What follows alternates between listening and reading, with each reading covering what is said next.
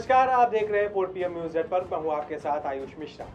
उत्तर प्रदेश में लोकसभा चुनाव को लेकर तैयारियां जोर शोर से चल रही हैं, लेकिन उत्तर प्रदेश में लोकसभा चुनाव के साथ राज्यसभा और विधान परिषद का चुनाव होगा। इसमें भाजपा और सपा की साख दांव पर लगी हुई है। वैसे तो राजनीतिक दलों ने 2024 के लोकसभा चुनाव को जीतने के लिए पसीना बहाना शुरू कर दिया है। एक तरफ जहां केंद्र की सत्ता पर काबिज होने की इस लड़ाई के बीच उत्तर प्रदेश में दिल्ली और प्रदेश के उच्च सदन के लिए भी चुनाव की चौसत बिछाई जाने लगी है। ऐसा इसलिए क्योंकि राज्यसभा में यूपी की कोटे की 10 सीटों का कार्यकाल 2 अप्रैल 2024 को खत्म हो रहा है, तो वहीं विधान परिषद में भी विधायक कोटे की 13 सीटें 5 मई को खाली हो जाएंगी। इन चुनाव में भाजपा और सपा के बीच टक्कर होगी। ऐसे में सियासी दलों को लोकसभा के साथ साथ इन सीटों को जीतने के लिए रणनीति बनानी होगी। तो आइए हम सबसे पहले बात करते हैं अप्रैल महीने में राज्यसभा की 10 सीटों के बारे में। बता दें कि राज्यसभा की 10 सीटें खाली हो रही हैं, उसमें से 9 सीटें भाजपा के पास है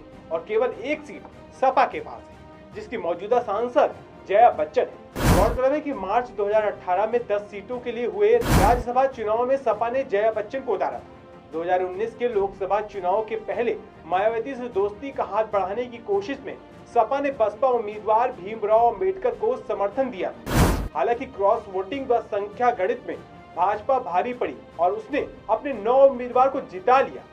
सपा से जया बच्चन जीती, लेकिन बसपा के भीमराव हार गए। 2022 के चुनाव के बाद विधानसभा के बदले गणित के चलते इस बार भाजपा के लिए सभी सीटों को बचा पाना मुश्किल होगा, जबकि सपा के पास राज्यसभा में संख्या बढ़ाने का मौका है। वहीं अब हम बात करें विधान परिषद में खाली हो रही 13 सीटों के बारे में, तो इसमें 10 भाजपा के पास है। इसमें 10 भाजपा के पास, एक उसके सहयोगी अपना दल और एक सपा और बसपा के पास है। इन सीटों पर 5 मई से पहले चुनाव कराया जाना है। हालांकि उत्तर प्रदेश में 2022 विधानसभा चुनाव के बाद से हालात बदल चुके हैं। विधानसभा में सपा के पास आरएलडी समेत 118 विधायक हैं। इसमें सपा के 109 और 9 विधायक आरएलडी के, जिसमें एनडीए के 279, इसमें भाजपा के 254, अपना दल एस के 13, निषाद पार्टी के 6 और सुभाषपा के 6 विधायक शामिल हैं, जबकि कांग्रेस के 2, बसपा का 1 और जनता दल के 2 विधायक हैं। यहाँ एक बात और महत्वपूर्ण हो जाती है कि ये दल जिसे भी समर्थन देंगे उससे समीकरण बदल भी सकते हैं। मौजूदा विधानसभा गणित के हिसाब से एक एमएलसी को जीतने के लिए 29 विधायकों की जरूरत होगी। इस हिसाब से भाजपा कम से कम 9 एमएलसी सीट जीत सकती है, जबकि सपा गठबंधन के खाते में 4 सीटें जा सकती हैं। इसका सपा को एक बड़ा फायदा ये भी होगा कि विधान परिषद में नेता प्रतिपक्ष के लिए सपा की दावेदारी हो जाएगी।